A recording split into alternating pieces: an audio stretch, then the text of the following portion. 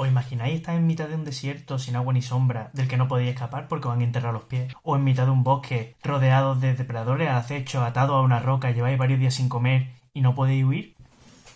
Bienvenido al mundo de las plantas. Bienvenidos a la viridisfera. A la viridisfera. Las plantas son organismos fotosintéticos sésiles que utilizan la energía lumínica proveniente de... ¿Qué? Vale, a ver. Hace tiempo que vengo observando que entre mi grupo de amigos el tema de conversación plantas no es el más interesante del mundo, cosa que no comparto para nada. Cuando entro en YouTube en busca de divulgación, lo más parecido que encuentro son aquellos vídeos que tratan a las plantas como mero elementos decorativos y no como los seres vivos que son.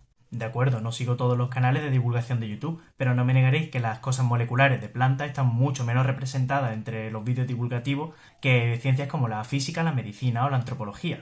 De hecho, me dio curiosidad y me puse a investigar cuánto se publicaba de ciencia molecular de plantas con respecto a otras disciplinas y encontré que tanto más que en otras ciencias experimentales, aunque claramente alejado de temas como el machine learning o el cáncer. Y eso me dio que pensar. Hay ramas de la ciencia que la gente que tenga interés por conocer, pues se les puede hacer bola y al final pues que se los cuente otro. Pero si la información se desmenuza lo suficiente como para poder comprender la complejidad del asunto, sin que esto llegue a parecer un episodio de Dora la Exploradora... Si a un lugar quieren llegar, a mí deben consultar, soy el mapa. Puede fomentar que esa persona quiera seguir adquiriendo conocimiento. Pues bien, creo que el tema plantas está alejado de cualquier tipo de interés porque como claro, las plantas no se mueven, las pone al sol, le echa agua y con eso sobreviven, pues como que no tienen mucha chicha. Sin embargo, para que las plantas salgan adelante con solamente agua y sol, hay muchísimos mecanismos moleculares que son cuanto menos dignos de contar. Así que como veo que hay elementos más que de sobra que hacen de la biología vegetal un terreno absolutamente curioso y excitante, te voy a presentar 3 razones por las que creo que merece la pena adentrarse en el mundo molecular de las plantas. Número 1. Las plantas no solo proveen alimento, también proveen materiales y medicinas. Por tanto, investigar qué condiciones son las que favorecen que nuestras plantas crezcan felices es idóneo para poder configurar las condiciones de cultivo. Pongamos, por ejemplo, que las plantas producen de forma natural un compuesto que repele al bicho que típicamente echa a perder la cosecha. O que el crecimiento de un hongo en la raíz favorece el crecimiento del resto de la planta. Pues bien, con esta información podemos seleccionar variedades de plantas que de forma natural generan este compuesto en mayor cantidad y por tanto son menos susceptibles al ataque del bicho en cuestión, o bien configurar las condiciones de cultivo para favorecer el crecimiento del hongo que hace que nuestra planta crezca más feliz. También resultan interesantes aquellos estudios que determinan qué elementos de la genética de las plantas son los que modificándolos permiten que una misma planta crezca produciendo más ramas, más flores y más frutos. Por tanto podemos tener la misma productividad en mucho menos espacio. La verdad es que todo esto tiene mucha chicha porque hay temas como la superpoblación, el cambio climático o el tipo de dieta que ponen sobre la mesa qué papel tendrá la ingeniería genética y la edición genómica de cultivo en la alimentación en un escenario futuro pero no lejano. Así que posiblemente dedicaré un vídeo exclusivamente para esta parte. Pasamos a la número 2. Las plantas y las células vegetales tienen un grandísimo potencial como bioreactores, es decir, funcionan como pequeñas factorías de eliminación o de producción de determinadas sustancias. Por ejemplo, tenemos un suelo contaminado de plomo que viene de vete tú a saber dónde. Pues bien, coges, creces una planta, absorbe el plomo, te llevas la planta, suelo limpio. Pero también son capaces de producir sustancias de interés como por ejemplo proteínas, tal y como se hace en células animales, con la ventaja de que las células vegetales admiten un rango mucho más amplio de condiciones de cultivo. Pues bien, siendo capaces de producir proteínas de interés, ¿cómo no iba a plantearse la posibilidad de generar vacunas? ¿Recordáis la epidemia de ébola que tuvimos entre 2014 y 2016? El tratamiento experimental que se utilizó para luchar contra el virus, el ZMapp, no era ni un suero mágico secreto como clamaban los medios, ni el suero de una persona que había superado una enfermedad. Era un suero inmunológico que se había producido en plantas de tabaco modificadas genéticamente para producir anticuerpos contra el virus. El ZMapp no fue el primer caso de vacuna biosintetizada en plantas. En 1992 el grupo de Charles Hansen fue capaz de sintetizar la proteína de superficie del virus de la hepatitis B y otro antígeno de enfermedades importantes en plantas de tabaco modificadas genéticamente. Pero no pararon aquí. No les valía con producir y purificar estas proteínas en plantas. Fueron más allá y generaron vacunas comestibles. Aquellos animales que incorporaron en su dieta alguna de estas plantas generaron anticuerpos específicos contra el antígeno que expresaba la planta.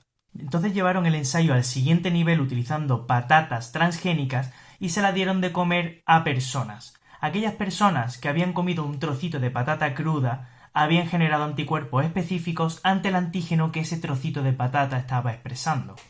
No me negaréis que la idea no es para echarle una pensada. Prefiero 1000 veces pegarle un bocado a un trozo de patata cruda o comerme un cachito de tomate que un pinchazo. Que vamos, imaginaros inmunizaros comiendo salmorejo. Número 3. Las plantas son sésiles. Quiero decir con esto que no se pueden mover. No pueden salir corriendo.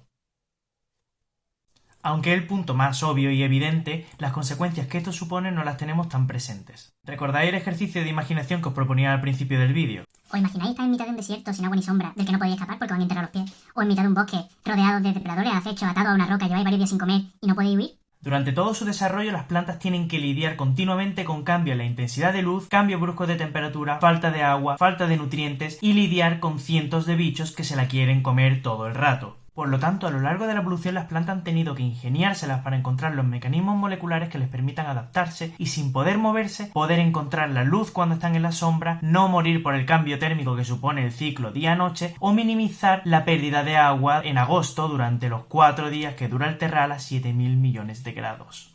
Disclaimer. Las plantas ni piensan ni se le ingenian. Ocurre por selección natural que los mecanismos que van surgiendo por azar y suponen una ventaja adaptativa pasan a la descendencia y se fijan como parte del proceso evolutivo. De hecho, entre estas estrategias se encuentra la expansión del metabolismo, del que surgen sustancias que para las plantas son ventajas adaptativas y que constituyen nutrientes esenciales en la salud humana, como por ejemplo el beta-caroteno o la vitamina C, o bien son beneficiosas para nuestra salud con antioxidantes como los flavonoides. De este punto, que es el más obvio, el de que las plantas sean sésiles y no se puedan mover, es el que más fascinante me resulta, porque es precisamente lo que ha impulsado que a lo largo de los años las plantas hayan desarrollado mecanismos para adaptarse a un mundo tan cambiante. A través de la investigación de las plantas es como nosotros podemos llegar a comprender esos mecanismos de adaptación que no solo nos explican por qué han tenido que pasar las plantas para adaptarse y ser capaces de crecer desde el polo norte al desierto, sino que además podemos potenciar en nuestros cultivos que sean capaces de crecer en áreas donde ahora son adversas, como por ejemplo zonas más secas, más frías o demasiado cálidas.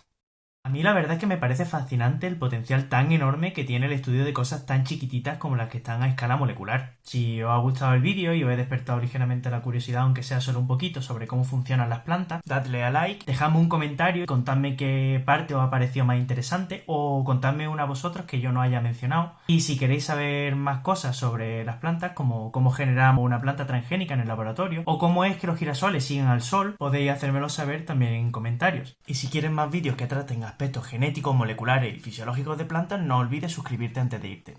¡Nos vemos pronto! O estar en mitad de un bosque en el que del que no puedes huir porque te han enterrado. La verdad es que todo esto tiene mucha chicha porque ahí un escenario de... En un escenario con la ventaja de que la Z-Map no fue la primera vacuna. Supone una ventaja adaptativa y para la verdad que pesadilla de hombre.